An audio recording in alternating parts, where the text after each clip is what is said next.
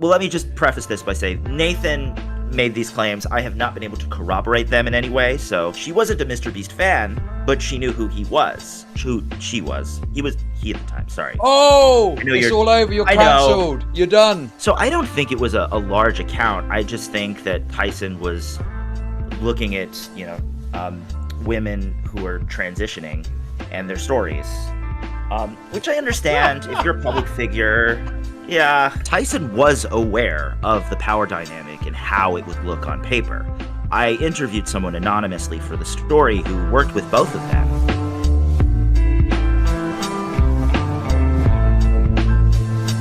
Hey.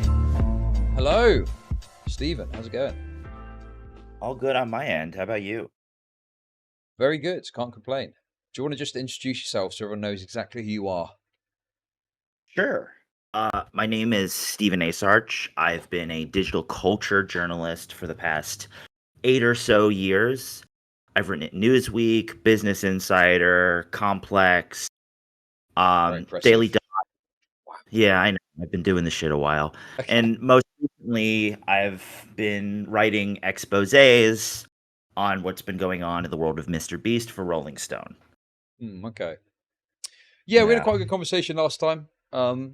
Obviously chat was being a little bit, what should we say?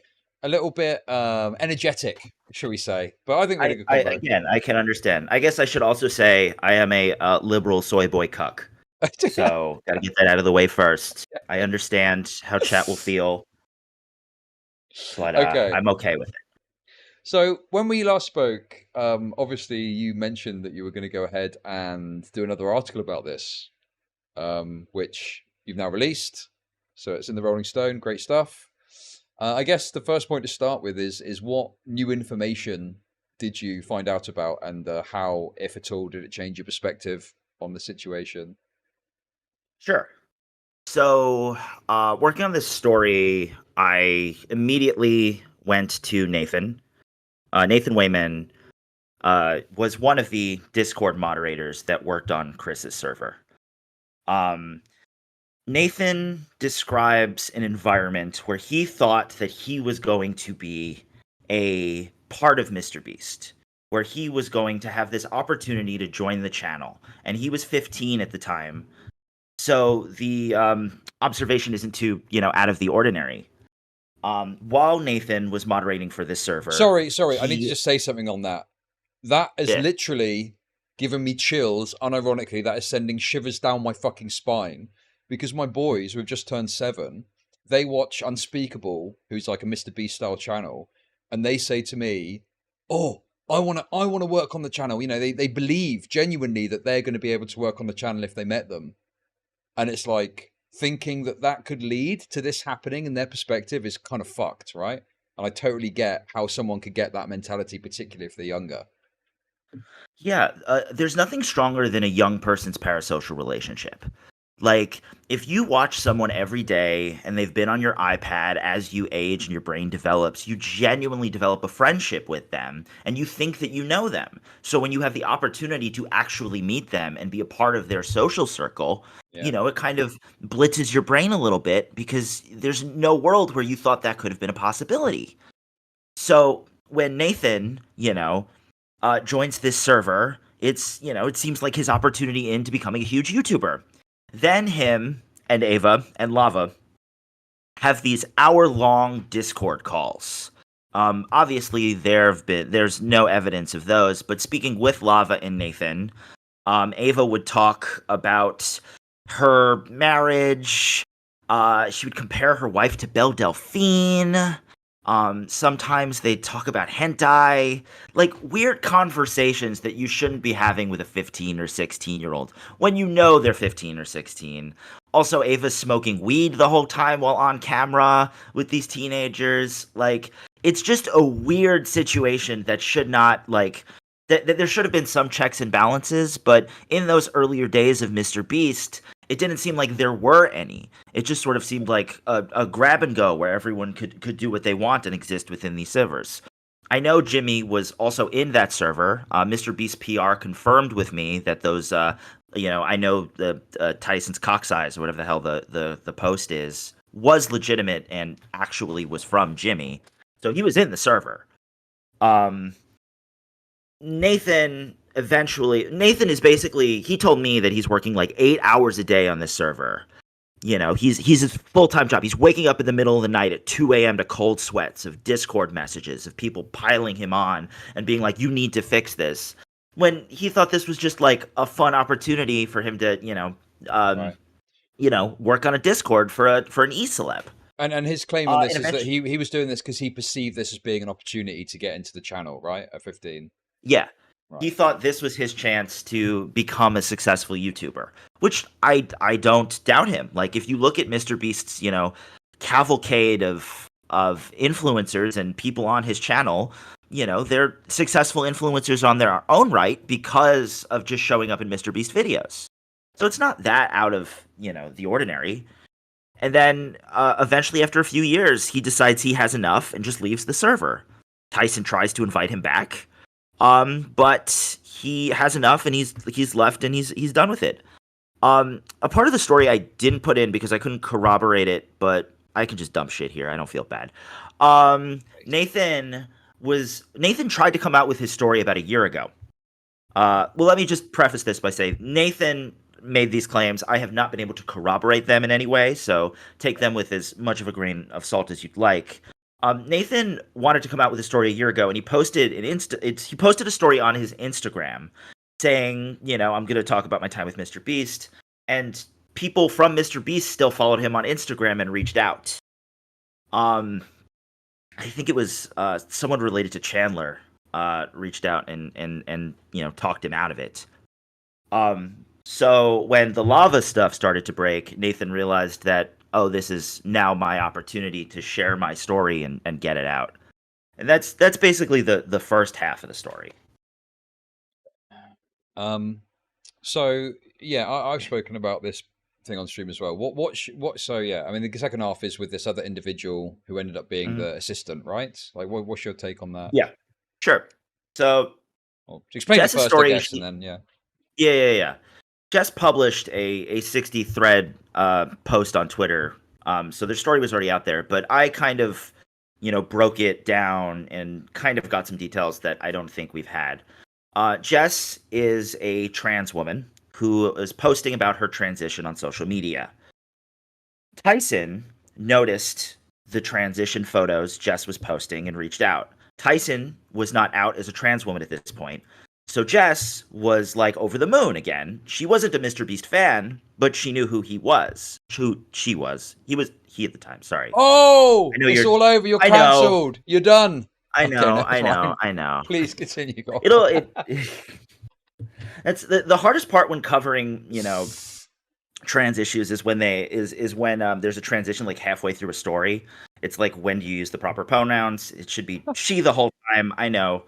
I mean, listen, look, I'm sure my audience probably like that from you, to be honest with you. But no, one example of this, right? Elliot Page, now a trans man, in Juno, playing a woman, pregnant woman. Bit of a mindfuck to kind of figure out what to say there. But anyway, I get where you're coming from.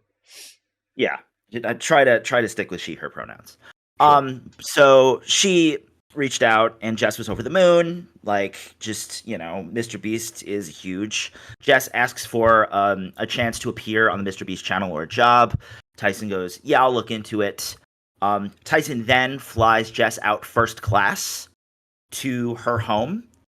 And just to clarify, sure, in terms of, I don't necessarily put stock in the follow account discrepancy, but I think maybe it's relevant here. What kind of size account did this person have when Ava Tyson reached out? It was small.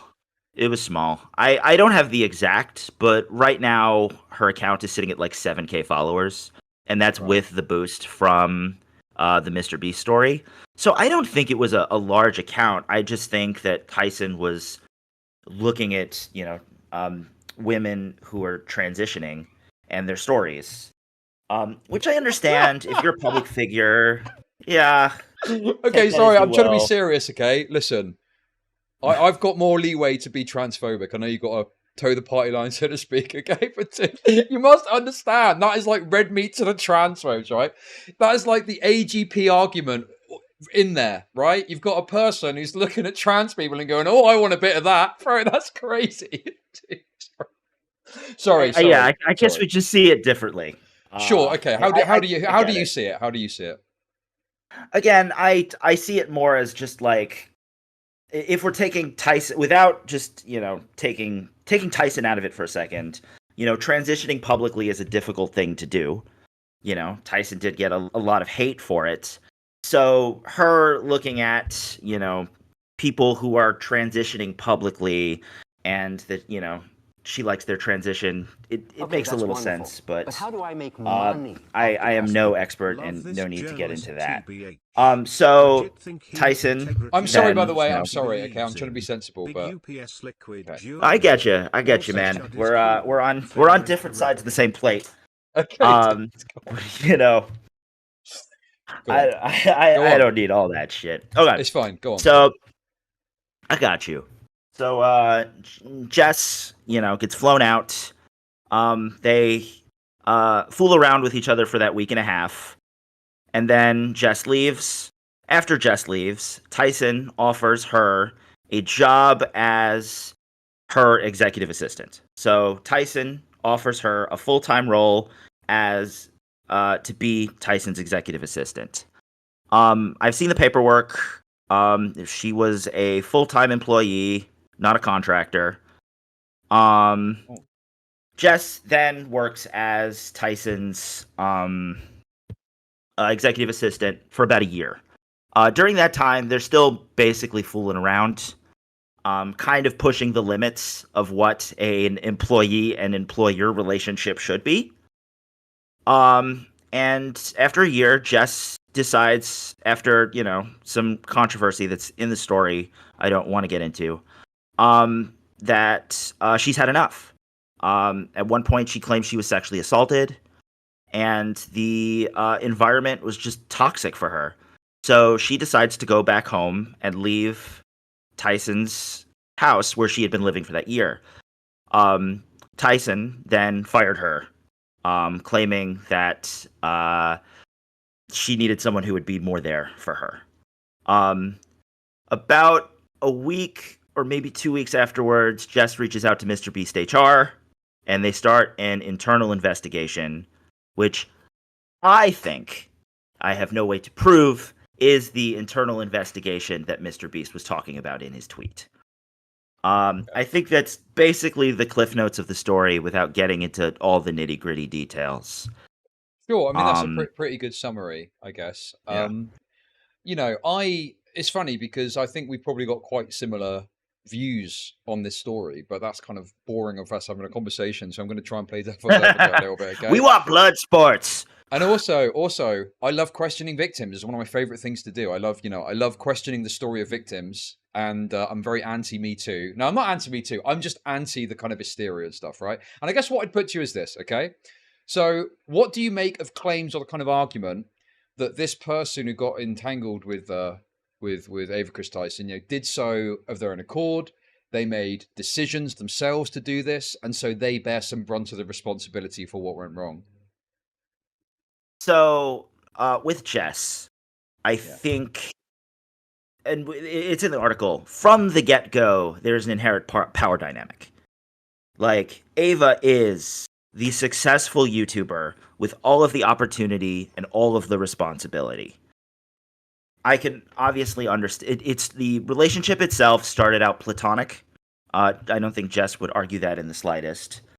So I don't think at the beginning, at its offset, there's any issues. But the fact that Tyson used her position with MrBeast, with the job that Jess had, in order to keep it going, I think that definitely, skews the lines on what's ethical and what's not. I'm not going to get into the detail or get into, arguing, who's a victim and who's not. That's not my thing at all. But if you understand the inherent power dynamic that existed within their relationship, you can see that there is something that's a little improper when it comes to it all. And, nobody's perfect. Everybody in a messy story has their own problems to deal with. But yeah, I'm not putting the blame on anyone other than really Well, let me put Tyson. it to you like this.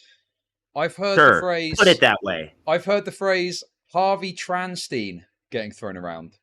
What do you make of that? I have no idea what that means. I just made it up, to be fair. Basically, like, I guess to be more serious, okay. How much would you put this close to like a Harvey Weinstein type situation? Are there any similarities there, or is that like an unfair comparison? Do you think? You mean comparing Tyson to Harvey Weinstein? Yes. Yeah. I think Harvey Weinstein had many, many, many more victims that at least have come forward in the Sure. Okay. situation. But I do believe that any person who uses their power dynamic for sexual favors can be put in some sort of the same book. Like, they're not on the same levels, in terms of Yeah. what we Yeah. publicly know. But, it's still someone misusing a power dynamic for their own sexual gratitude, which, is kind of iffy and a little ethically dubious, at the very least. Well, yeah. One thing when I was going through it that I went back and looked at was like I think that at one point Ava Tyson said something along the lines of, I'll keep you in consideration when it was brought up about Yes. being in a MrBeast video. And apparently they had no control and no ability to get them into a video. So to me, it's not explicit, but there's definitely an implicit kind of suggestion. Like, I feel like people want the message that says, if you suck my dick, I'll get you into a MrBeast video. But Yep. it's unlikely to ever look like that. And I think there's often going to be implicit clues that suggest that sort of thing. And I think that's a pretty good example of one.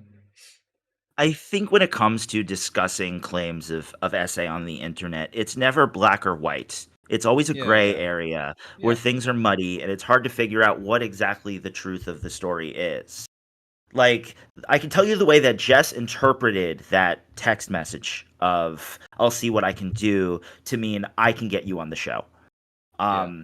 That's how Jess interpreted that message, and I can understand how it can be either way. It wasn't an explicit promise, but it was also a dangle of a promise, which for someone not used to dealing with creators of this size can definitely be overwhelming. Yeah, yeah, and I think from the creator perspective, that's why it's important, particularly when you're dealing with channels and individuals the size of MrBeast and the people associated.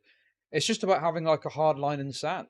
Like, it's not perfect. People will end up having relationships maybe they shouldn't exactly ethically have. But if you're at that level, it should be just a hard line in the sand. One side is people that are going to work for you, employees, people that you deal professionally, and on the other side, you've got sexual partners, relationships, personal stuff. And, particularly in this circumstance when they're reaching out to someone who is a tiny account, that makes it more important, I think, to have those hard lines, right? Absolutely. And Tyson was aware of the power dynamic and how it would look on paper. I interviewed someone anonymously for the story who worked with both of them, who claimed that they had a chat with Tyson, who, knew that it was a bit ethically dubious, and that it would look kind of bad for this to get out. Like, it's not like they were unaware. It's just, I don't know, it was ignored. It just wasn't, it didn't matter. Maybe the MrBeast clout got to her. Like, it's so hard to tell. All we can tell from the facts and the stories that I've heard is that Tyson misused her, privilege to, take an executive assistant and do improper things to your employee. Okay. And in terms of, well, the other thing that's part of this is this claim of sexual assault, right? Now, my understanding of Uh, it based on the, sorry, hello? yeah, you're good. You're good. So am I going in a direction I shouldn't go? I don't know what direction you're going in. I'm going in the sexual assault direction. I'm never going to question like a victim's story when it comes to SA. Like, the only people that were there were Tyson and Jess. And Tyson spoke to me for about a minute and a half, and then blocked my number. So I'm not going to make any questions or claims on the legitimacy of that stuff. That's your thing, not mine. That is true. I give myself more remit. Do you know? I actually about a month and a half ago, I was out having a few drinks with some old friends, and I told this woman about Rape Review, and it was fine. We managed to get past it, but she was very perturbed by I don't know. I was drunk and I just said it, and I think it caused a bit of a social rift, shall we say? So I understand it looks pretty bad from the outside looking in. No, we don't have to get into that if you're not looking to kind of contest that necessarily. But I guess because the thing is when you're saying you're not going to question it, like, but you are willing to kind of say, well, it's a she said situation, and so you weren't there. You've got one side of the story, and you've got a tendency to go along the kind of believe victims mentality, but without Ava Kris Tyson's response, there's not really much you can work with. Is that what you're coming at this from? I think when it comes to I've been covering essay claims for a while, all the way back with Onision, uh, and Too Mad, and those sort of stories. I think when it comes to covering essay claims, it is important to get three sides of the story.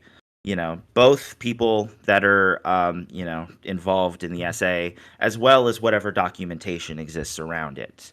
With this situation, we have Jess's claims, we have Jess's text to friends to the fact after the claims, and Ava will not talk. Like, as a journalist, you need to give the other side as much of a chance to share their story as possible because we don't want it to be a one-sided claim and, be unfair to the other representation. Ava was sent a very detailed list of every claim in the article. And I know she got it because MrBeast PR somehow got it, and I did not send it to them. Oh, wow. So, yeah, I know. We're dropping bombshells. So Okay. I know she saw the questions, and the fact she chose to, not answer them is her statement on the subject. Like, I can't do anything else when it comes to due diligence. So am I to reasonably discern from that Ava Kris Tyson is in communication with MrBeast over these public matters? Is that right? I will make Or no claims on such things. Okay. But okay, so what we can say is you sent the questions to Ava Kris Tyson, and then somehow that exact thing ended up in the hands of MrBeast's PR team. Is that right? Correct. Okay, there we go. Take from that what you will, guys, I guess. Interesting. Okay. Yeah. Okay. And that's fine. We don't need to get into it. I think that, I do see where you're coming from. And I think that, your approach is correct. I just think, obviously, that I'm generally... It's difficult, man. It's difficult. I remember I spoke to Turkey Tom about the Super Mega situation. And, he kept referring to it as a conclusive sexual assault. And I was like, bro, why are you saying that? We don't know 100%, So I think everyone is got a tendency to think of it. Like, I think when someone says sexual assault, that's it. It kind of captures the attention. And it's like, oh, shit, that sounds really bad. And I think we kind of need to find other language with which to describe things that I think, not necessarily about this case, but just broadly, that is more nuanced and gives a fairer perspective on what happened. Misconduct or something, I think would be a good. Yeah, I stick with sexual misconduct. Like, that's, I think, what we used for the headline. I think when it comes to discussing, like, SA claims from strangers, it'll always be complicated. We are not in the room, and we don't know what went on. We can only discern from people's stories and, artifacts from the internet in the past. So no matter what, it is always a complicated, sticky situation to try and cover. And I think when it comes to, like, creators and YouTubers in general, because there is such a hunger for this type of content, it makes covering it that much stickier because you want to get your voice out there. You want to get your thoughts out there. But, again, we don't know everything. Yeah. So trying to balance that, I think, can create, like, more of a problem. Because what other people do in their bedroom should really be none of our business. But when that person has power and influence and can be abusing that, abusing those, then it becomes something that, becomes important to the public and, something that we want to know more about. Okay. And I guess the other point of this is in the last part of your article. Well, I shouldn't say your article, but in the tweet thread, I think there was this kind of about how it broke down, how it fell apart. And I think there were claims that like Ava Kris Tyson, I mean, to me, it looked like Ava Kris Tyson hadn't actually informed MrBeast HR, whatever they've got there about what was going on. And it seemed like they had to come forward. Can you give any comment on that part of the kind of story? I think that's I have no like internal understanding of what they knew Yeah. or what they didn't know. Um, I wouldn't be surprised if what you described is fact. Um, you know, Jess could have a case. I don't know. But it definitely, just, from my opinion, just here, it definitely feels like there was an oversight. Yeah, You're hiring someone and not looking into the fact that they are living with the person they're assistanting for. Like, it definitely feels like there were some cogs in the machine that got a little off, that seemed a little problematic at best. And Okay, that's we wonderful. we But how know, do I make from money Dogpack's off the latest testing? video Good to see him that again, the Mr. even Beast if he is a company little bit of a kind of triumphant face. works in a very weird way, where Yeah. the stories of people tend to get pushed aside for content. So I wouldn't be surprised if in all of the flurry, this got lost in the shuffle. But I have no like insight into that. Yeah, and I guess, that kind of moves you on quite nicely to these other claims that are coming out. Maybe we can have some disagreement here, but what are your thoughts on, I guess, the broader stuff out there that's now coming out about Sure. Mr. Okay, that's Beast? wonderful. But how do I make First of money all, I want to off make the it like testing? the new Dogpack video. If everything is true, and it seems like I haven't found anything that really seems that off. It's fucking horrifying and disturbing, and like every bad word I can think of in what the stories that came out from Jake. Is that his name? I'm blanking off the top of my head. I'm terrible with names as well. Which particular story? Yeah. The Geneva Convention, Breaking One. Oh my god, we are going to disagree about this. No, okay, okay. This is good because lots of people who disagree with me and haven't wanted to talk about it. We can what you say Geneva Convention is a specific point on it. What is your issue or concern with that particular story? I want to say the Geneva Convention thing is more of a joke. Like Okay, it's not enough, like an actual war crime. Okay. But it is like I can say that what he described as torture. It was described as an actual form of torture. Okay. Locking someone in a room for days without sunlight, without communication, like solitary confinement by itself has been described as torture by inmates. Okay. Okay. However, Sure. that is, I think when it's used as torture, it's imparted on someone against their will and they've got no choice. They have to be subjected to that. Whereas in this case, it was a reality TV style challenge and it was an optional thing and they agreed to do it on the basis of getting paid $10,000 a day. And they did end up getting paid that. Do you not think Sure. that, diminishes this claim that it was torture? I think it adds more nuance to the situation. I think because the way he described it in the video is that he needed the money. If you need the money and you're willing to get blisters across your feet that are going to last for months, do you really have free will and the ability to escape?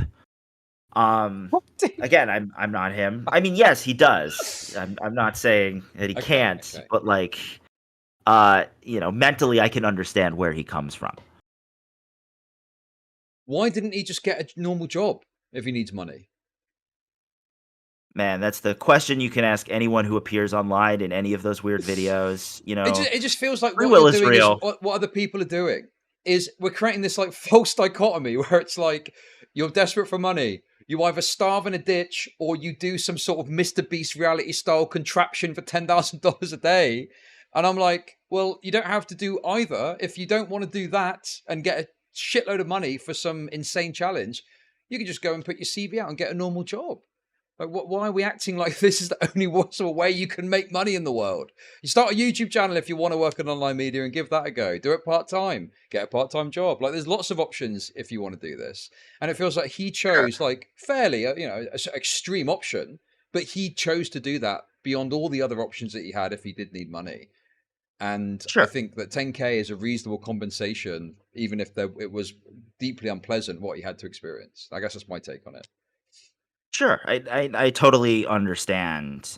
I think from the Beast contestants that I've spoken to, both in his like new Amazon reality show, as well as those that have been in the past, they felt that it was necessary to go through whatever it is Mr. Beast was putting them through because the money would be life changing. I think when you're offered that much cash at once, the logical parts of your brain might move aside. I can completely understand the argument of, just get a job. But the empath in me understands that, like, that is incredibly hard. If you're offered, a year's salary to sit in a room for a while, you can seem like that's a great option. And as, the guy in the video, I feel really bad I'm blanking on his name. That he was told by Mr. Beast producers that it wouldn't be that bad. Wait, hold on that claim. He was told Sure. by Mr. Beast producers it wouldn't be that bad. How do you know that? I'm just from what he said. Why are you just going off of his statement and not doing any further inquiry into what the producers actually said? Because we're having a conversation here, and I made it clear just from what he said. No, it's fine. It's fine. Listen, I'm not. Listen, my frustration with this is being put onto you. I'm frustrated with everyone that's talking about this. I just feel it's a mistake to go solely off of what he is saying. Now, I don't deny that it's probable, possible, likely that they probably did undersell it, but the level at which they undersold it is going to change my view on it, really. Because if it was like, oh yeah, it's going to be really great and fun, and it's going to be really easy and straightforward, and you can have all this stuff, and then that wasn't the case, versus it is going to be a bit rough, and it was like a minor underselling, I think that's going to make a difference. I wouldn't trust the guy and his statement on it. I think that we need more information from Mr. Beast. We need a response from them, really, so they can lay out, well, what did they actually say to him? What was in the contract? Because if in the contract it says it's going to fucking suck, and it did suck, I mean, to me, I'm like, well, you were told, and that's that, right? You see what I'm coming from? No, I think that's totally fair. I think that is, like, I'm not going to move forward with an article or post anything to social about these claims. Like, if you're asking me questions, I'm just going to, talk shit. No. That's fair. That's fair, and I'm happy, obviously, to have this conversation. It's just that I think that's a mistake that people are making. Is they're concluding too much purely on the basis of his statements about it, and I think that my question is, well, can we get something from Mr. Beast to clarify what they said their end before we really decide how bad this guy was treated? Yeah, well, I'm gonna try to get something from Mr. Beast, but well, I mean, I could, I feasibly could send an email. I just don't really have like the connections to know where to go and who to send it to, and I'm not considered a journo in the same way you are. But besides that, it's like I think it behooves Mr. Beast to actually respond to this and give a better, more substantial response, because I think that's perfectly legitimate. And the other problem that I've got as well is, clearly this guy is not all there. Like, I think he clearly has got some mental health issues. And I think a valid question to ask is Mr. Beast engaging in mental health checks like big companies, television production companies have to do to assess contestants correctly? Because, seemingly everything else is fucked in the way they're running things. Have they got the basics right? Is this person mentally equipped to deal with the challenge that we're putting in front of them? So I do think there's, valid things. I think Jake at the end of his video, or the end of the interview, mentioned that he spoke to, someone who would do a psychological evaluation after the fact. I don't know if he mentioned before the fact. But I definitely think, when it comes to putting someone in a situation like this, I would never, make flashy claims or say anything is 100% without getting both sides of the story. That's just, bad work when it comes to, what I do, because, there's a lot on the line when it comes to, claiming someone committed torture on someone else.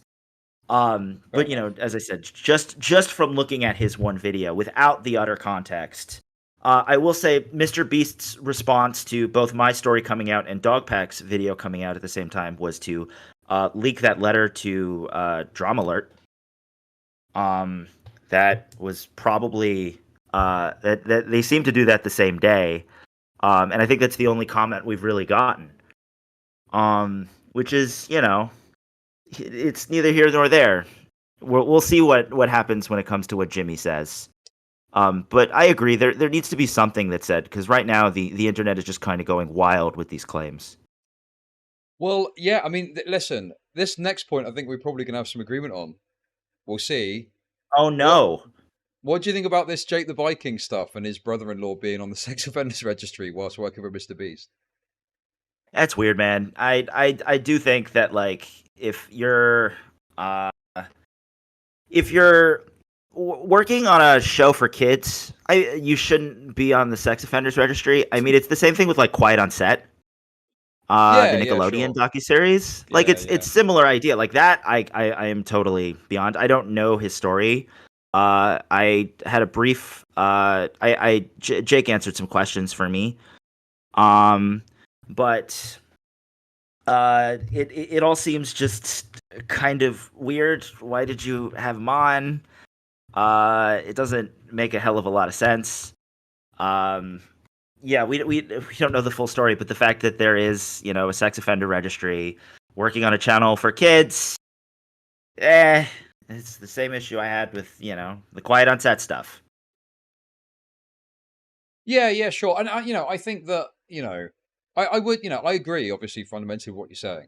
I think that although, because I guess people would say, oh, but there's no kids working exactly on the MrBeast channel. But I just think even if there's no children in the videos, which I'm not sure about if that's 100%, but let's say there's not any children in the videos, I think you're like a layer removed from easy access to children, working in a position of authority on the MrBeast channel. I mean, some of these people are applying for sweepstakes and commenting and so on, right? So it just creates way too much of a risk that you can just nip in the bud by saying, if you're on the sex offenders register, you can't work on the MrBeast channel. I think that's a totally reasonable standard to have.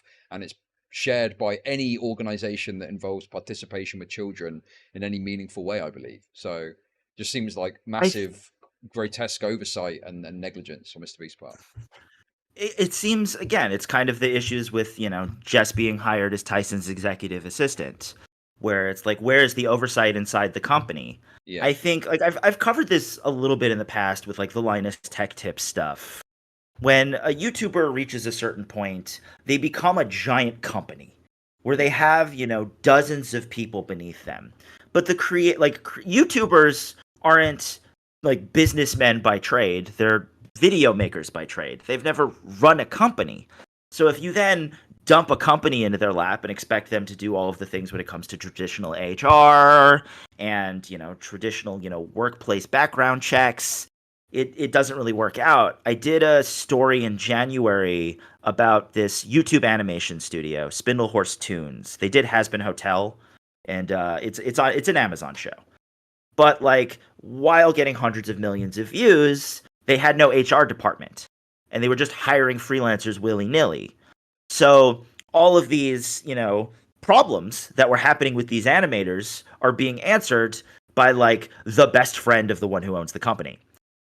And because we're dealing with like YouTubers becoming big companies, there's no real like facts and checks and balances unless they bring other people in to run it. And, that doesn't happen immediately. And I think that's what we're, kind of seeing with this stuff. Yeah, I mean that's some people some people have claimed I'm sweeping for MrBeast by saying this. I do feel like some of this is really fucking bad, and I'm not saying it's good and it should have happened, but it does seem to me to be this kind of negligence born out of growing beyond your means quickly.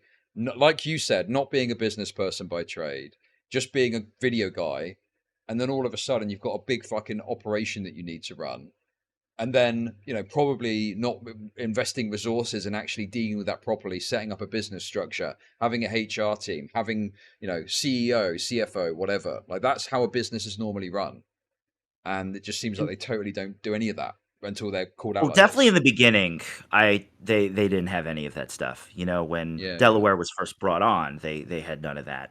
And I think when it comes to like, setting up that stuff, it can be difficult and, seem costly when you're trying to maximize how much money you're trying to make.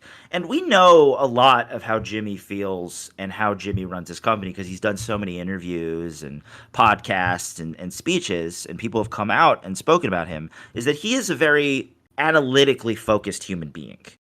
He cares a lot about metrics. He cares a lot about numbers. He cares a lot about growth.